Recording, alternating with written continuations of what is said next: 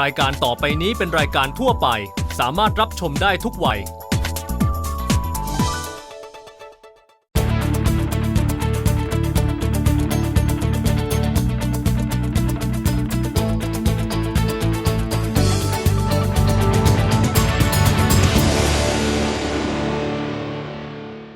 สนับสนุนโดยแลกเงินด้วยบัตรเครดิตกสิกรไทยเที่ยวก่อนจ่ายทีหลังไม่มีค่าธรรมเนียมผ่อนชำระได้จากธนาคารกสิกรไทยสวัสดีค่ะมองเรามองโลกวันนี้จะพาท่านผู้ชมเข้าสู่โลกศิลปะแบบ3มิติค่ะกับคุณ Tracy สตัมศิลปินหญิงชาวอเมริกันซึ่งมีชื่อเสียงระดับแนวหน้าของโลกกับการใช้สีช็อกวาดภาพบนพื้นถนนให้เป็นภาพ3มิติค่ะคุณ Tracy มาเมืองไทยเมื่อเร็วๆนี้ในโครงการทูตศิลปะวัฒนธรรมของกระทรวงการต่างประเทศสหรัฐมาเมืองไทยไม่ได้วาดภาพอย่างเดียวนะคะแต่จัดเวิร์กช็อปสอนเด็กๆให้วาดภาพ3มิติด้วยค่ะวันนี้เราไปเรียนรู้ศาสตร์ของการวาดภาพ3มิติรวมถึงเสน่ห์และคุณค่าของศิลปะบนท้องถนนหรือที่เราคุ้นหูกันว่าสตรีทอาร์ตค่ะ Tracy สตัมเกิดที่รัฐเพนซิลเวเนียสหรัฐอเมริกาเธอจบปริญญาตรีจากโรงเรียนศิลปะไทเลอร์ที่เมืองฟิลาเดลเฟียและไปศึกษาต่อทางด้านธรรมชาตินิยมที่วิทยาลัยศิลปะฟลอเรนซ์ประเทศอิตาลีเทรซี่เริ่มการวาดรูปตามท้องถนนในปี 1998 และในปี 2006 เธอวาดภาพ The Last Supper ของศิลปินเลโอนาร์โด ดาวินชีซึ่งได้รับรางวัล Guinness World Record สำหรับผลงานภาพวาดสีช็อกบนพื้นถนนที่ใหญ่ที่สุดที่สร้างสรรค์โดยศิลปินเดี่ยวในปี 2014 เธอมีส่วนร่วมด้านกำกับศิลป์และการออกแบบโปรดักชันของโฆษณา Honda Illusions The Impossible Made Possible ซึ่งได้รับรางวัล Cannes Gold Lion Tracy เป็นที่รู้จักในฐานะศิลปินที่สร้างสรรค์ภาพ3มิติที่ยอดเยี่ยมเธอวาดภาพ3มิติรวมถึง4มิติทั้งเพื่องานศิลปะงานโฆษณาและงานการศึกษาเธอเป็นผู้สร้างสรรค์ผลงานไปทั่วโลกทั้งที่อเมริกายุโรปและเอเชียนอกจากการสร้างสรรค์ผลงานกว่า13ปีแล้วที่ Tracy เดินทางไปทั่วโลกเพื่อสอนวาดภาพให้กับเด็กๆ Tracy, have you always wanted to be a 3D street painter? No. In fact, I didn't even know that this existed when I was young. I went to art school and pursued painting and drawing and just assumed that I was going to be an artist selling in galleries or showing in galleries and museums, that type of thing. But, when I finished school, I realized that part of me wanted to show my artwork on a billboard on the side of the highway as opposed to a museum. It just seemed like more people would have access to the work that way. So I didn't know how that was going to happen. I just thought, well, that would be cool. And then fast forward maybe 10, 12 years, I started painting murals and thought, okay, this is a great way for people to see artwork. It's, if it's on a public building or in a public space, a lot of people get to see it. And then I found street painting by accident. It was just something I stumbled upon and just loved it right away because it was so cool seeing people drawing with chalk on the street. Love at first sight? Yeah, love at first sight. And then it eventually became a vehicle for the sharing of the work with masses.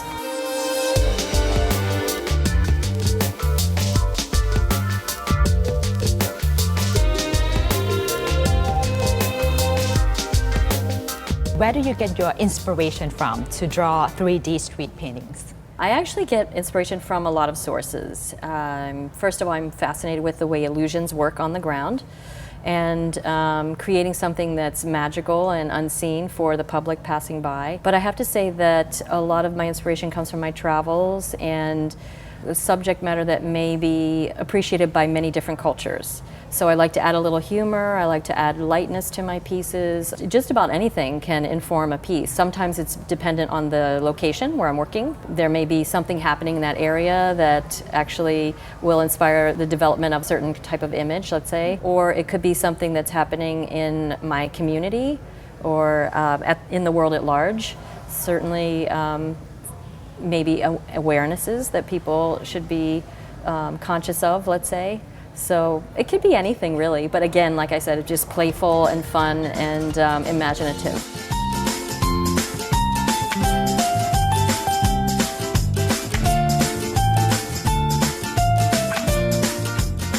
how do you do it? What's the working process like to draw a street painting in 3D as well? You really need to understand the way the image is going to be viewed. So placing the viewpoint where the camera is, where people are going to be taking pictures, is important. And again, these images are meant to be viewed through a camera lens effectively. You can see 3D drawings without a camera in certain compositions, but it's better through the camera lens.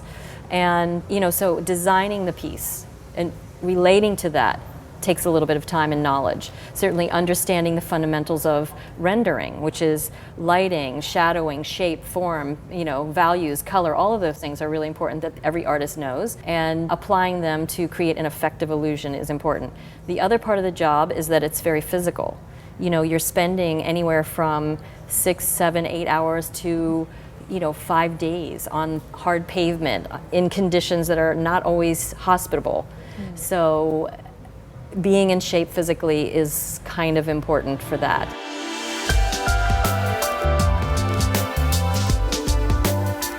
What is fun about 3D painting for you? The fun part is actually the engineering and figuring out the piece. I love that. That's what I really enjoy personally, but it's also the reveal when we open up the painting to the public and they're walking around looking and thinking, what is this? I'm not quite sure what it is. And as soon as you put them in that spot to take a photo and they see it, they just, the eyes light up and the excitement comes, is shown on their faces. So especially children, they love that. So I like that part of it, when people understand what it is that I've made on the ground.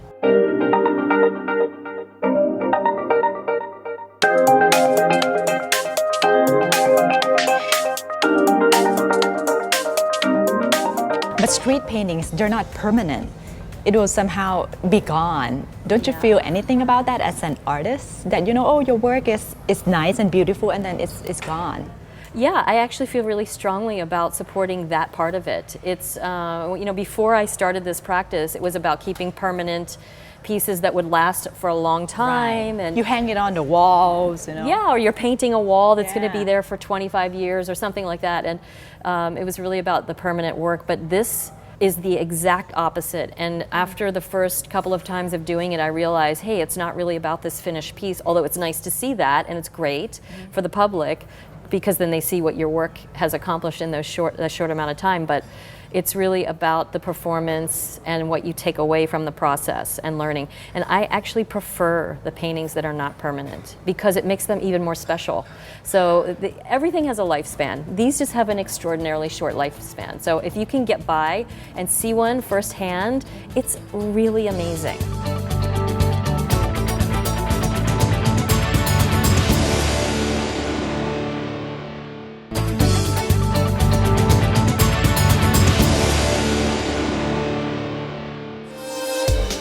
ผลงานชิ้นสำคัญชิ้นหนึ่งของ Tracy คือภาพ The Last Supper ของศิลปินลีโอนาร์โด ดา วินชีที่ Tracy วาดขึ้นมาใหม่เพื่อใช้ในการเปิดตัว DVD ภาพยนตร์ The Da Vinci Code ผลงานชิ้นนี้ได้รับรางวัล Guinness World Record สำหรับผลงานภาพวาดสีช็อกบนพื้นถนนที่ใหญ่ที่สุดที่สร้างสรรค์โดยศิลปินเดี่ยวในปี 2006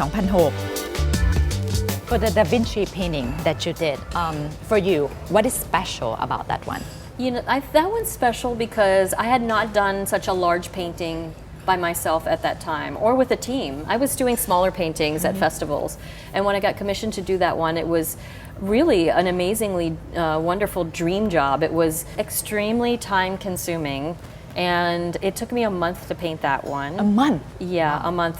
Every day for 8 to 12 hours a day I was drawing with chalk pastel. And so it did take quite a bit of my time, but I enjoyed every single moment of that. It was very freeing and very expressive for me. You know, Sony Entertainment was behind it. It was for a DVD launch of a film, The Da Vinci Code, and it was also at Trump Tower in New York, you know, in beautiful locations. So it was a media event to bring attention to the announcement of the launch of this film, but it was also unveiling the artwork for the public on such a grand scale, and that it won a Guinness World Record was really, really special. And I had not done anything at that level to that point, so it was a big challenge for me, and I was really pleased with the results.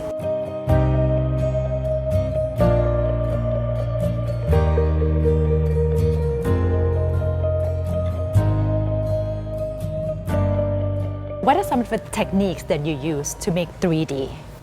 Okay, so the main technique that we use, or device that we use, I would say, is anamorphic projection, which was a technique that was perfected in the Baroque era in Western painting and design in Europe, let's say. And it's really about creating an image that's splashed onto or projected onto any kind of surface where the wall or the corners or the definition of that space disappear. So you'll see this in Italy. There are many churches that have adaptations or applications of this, where the ceiling disappears and it looks like you're just going up into the heavens. You know, people are rising up into the ceiling and you don't know where that edge is because it disappeared. So we use that, and that is actually now placed on the floor. So what looks like a solid surface disappears and becomes a space with depth when you view it through the camera lens. And so that's the main device that we use. We also use basic geometry, perspective geometry, and certainly there is some math involved in understanding where the viewpoint needs to be in relation to the artwork. So if you don't like math, you should study it if you want to be an artist. You know, but you don't have to have, you know, exceedingly difficult levels of knowledge, but certainly some rules do apply to understanding how anamorphic projection works, and understanding those rules is crucial to making a good piece. But to look at the paintings, to have a 3D perspective, you can only look at it at one particular point, right? Yeah, well, you know, yes, it's designed from that one point, but some images that are drawn that look 3D, where they're maybe dropping down into the ground, you can, you know, there's a couple of feet of leeway there, you can move around, and certainly if it's depending on the height of someone, where their eye is in space. So a child who's only 3 feet tall is going to have a different viewpoint than a person that's 6 feet tall. So understanding how that works is also important. Also, another thing is if you're outside or working in a place where there's strong lighting, how's the lighting going to affect the painting? So if you're standing on my painting and there's a bright sunlight casting a shadow on the painting, it ruins the illusion. So you have to consider those things. Certainly, you don't want the shadows from buildings and trees randomly falling across your painting. It will ruin the illusion. So it's either all shadow or all cloudy sky, hopefully, you know, or controlled lighting, things like that. I watch you on the clips on your website, and when you draw, you're just so very confident, like you never erase it, like you never come back. Do you? That's not true. I do. You do? If I make a mistake, sometimes I find that I get so like ahead of myself that I'll make a mistake in the drawing and I'm like, oh, I got to go back and rework that area.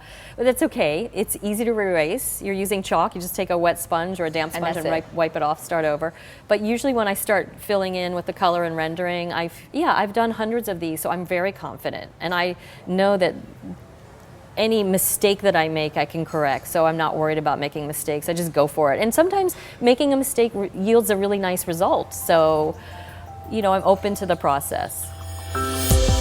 นอกจากการวาดภาพ 3 มิติ Tracy ยังผลิตงานภาพ 4 มิติด้วย ซึ่งเป็นการผสมผสานภาพวาด 3 มิติเข้ากับเทคโนโลยี สร้างความตื่นตาตื่นใจยิ่งขึ้นไปอีกค่ะ From 3D, you also jump into 4D as well. What's the difference, 3D and then 4D? You know, 4D is actually a name that's been given to a certain type of application with 3D art. It's actually 3D art with anamorphic projection that's created with an augmented reality overlay.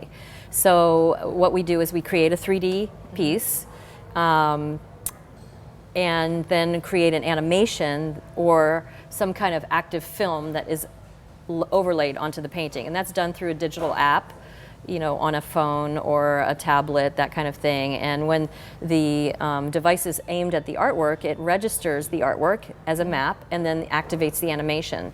So you can have cars driving on roads, you can have people in landscapes that are changing from one thing to the next. You know, they can be interacting with objects that come into the painting or move around the painting. It's actually quite fun and cool, and you can actually see that in the device. So not only is the animation running, but someone can get into the scene and play with the animation, and you see that on your tablet or your phone. So definitely playing with that. I don't do those very often because they do require quite a bit of work and time to create, but sometimes we get to do those and it's a lot of fun.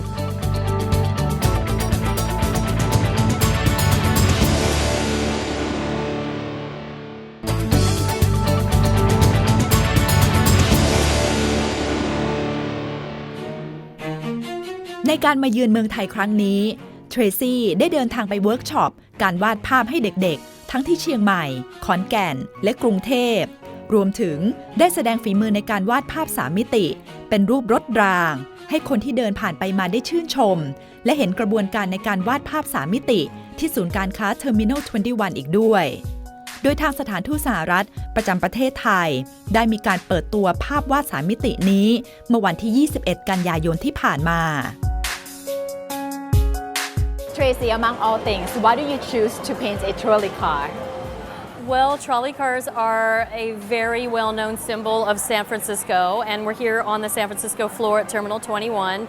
So I wanted to create a piece that was very American and related to the theme of the floor here. So we've got an old-style trolley car that's from the Van Ness, California street line. That's coming onto the actual trolley cars tracks that are here as part of the mall.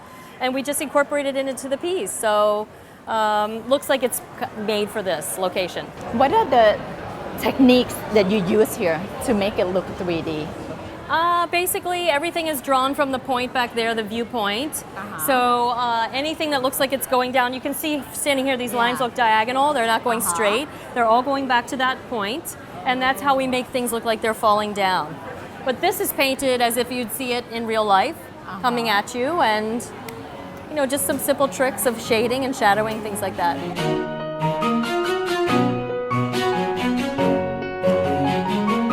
So for a 3D painting to look 3D, where should we stand? Okay, so actually there's a viewing point that's back there where the camera will be set up, but you as a person can be standing on this platform right here. And okay, so you're riding the trolley, you could be hanging onto the back of the trolley, waving at people, hi. Or if you look like you're getting on the trolley, stand over here, and we've got this bar. You can hold on, step up onto this platform, and you know, I'm getting on the trolley, bye. So basically this spot, Yes. correct? Yes. This spot, Yes. like, Yes, you're holding on just like that. Okay. And actually lean on this foot forward. Like you're getting up. Oh, like getting yeah, on. Yeah, and then just wave like hi.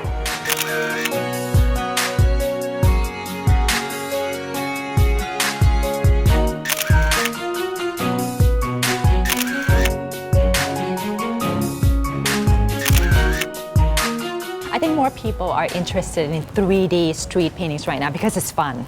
Oh yeah. Especially when you know you can get into the Yeah. paintings and then you know show it on Facebook or whatever social media. Do you think that is a good thing? That is this the way that art you know will get on to more people? Yeah, I definitely think so. Social media is kind of like that billboard. You know, it's bringing it out to a larger audience. People that may have never even heard of this art form or know about street art now have a chance to see it and appreciate it or get involved. You know, it's like the street art movement that's sweeping around the world anyway. You know, the art is coming out of the museums and the galleries and onto the pavement and onto the walls, and a lot more people can interact with it that way. And I like that. I think it's great. It's nice to live with art. It's nice to see it on a regular basis. And I love and appreciate the museums and the galleries. It's a great place to go and see, you know, tremendous work being done by amazing artists. But I also have a deep appreciation for the grassroots street art movement of maybe the students or the people that don't have the classical or formal education that really want to go out there and express themselves. Apart from the fun that people have, you know, taking photos and then looking at your street paintings, what else? Is there anything else that you want them to take away by looking at your artwork? Yeah, I want them to take away that, you know, artists, when they practice, are very serious usually. They don't have to be serious personalities, but they're serious about their craft and serious about practicing. And that it does take time and it does take energy and effort. We're not just playing around, we're actually doing something that is, you know, requires a lot of skill and a lot of attention and a lot of dedication. and also to share some of the secrets about how that magic is made. So when they're coming by and they see us starting, oh, that's how they do that. They're putting these lines and they can see me working with a piece of string and, oh my gosh, that string just made a line that makes it look like it's going down into the ground. So things like that inspire them to understand how optical illusions work, how paintings are made, things like that. How do you get so creative and remain creative?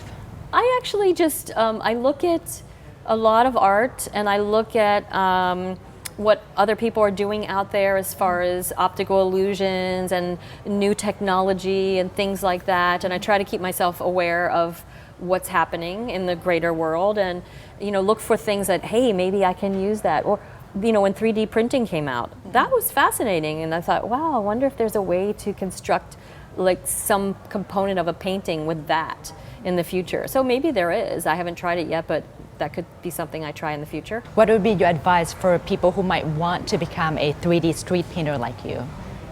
Well, I would say definitely practice makes perfect, and the more you do, the better you get. And don't be afraid to make mistakes. Also, if you can't find a pavement to work on, which traditionally is what we work on, do it on paper. Do it small scale. There are tons of videos now on the internet of people drawing pencil 3D. And you can just draw it on their tabletop and shoot it with a camera, and it's great because you spin around the paper around, it looks like something totally different. การได้พูดคุยกับคุณเทรซี่ทำให้เราได้เปิดโลกสู่ศิลปะอีกแขนงหนึ่งนะคะถึงแม้ว่าจะเป็นชิ้นงานศิลปะที่ไม่ได้อยู่ตลอดไปเพราะว่าวาดบนพื้นถนนแล้วอีกสักพักก็จะต้องลบไปแต่ก็มีคุณค่าในตัวเองค่ะเพราะว่าคนดูนั้นสามารถที่จะเข้าไปชื่นชมแล้วก็มีปฏิสัมพันธ์กับภาพนั้นได้ด้วยนะคะก็เป็นเสน่ห์อีกแบบหนึ่งของศิลปะแบบข้างถนนวาดภาพแบบ3มิติค่ะสำหรับใครที่อยากจะไปดูนะคะภาพวาด3มิติของคุณเทรซี่ที่เป็นรูปรถรางก็ไปถ่ายรูปได้เลยนะคะที่ชั้น4 Terminal 21 จนถึงปลายเดือนตุลาคมนี้ค่ะพบกันใหม่สัปดาห์หน้าวันนี้สวัสดีค่ะ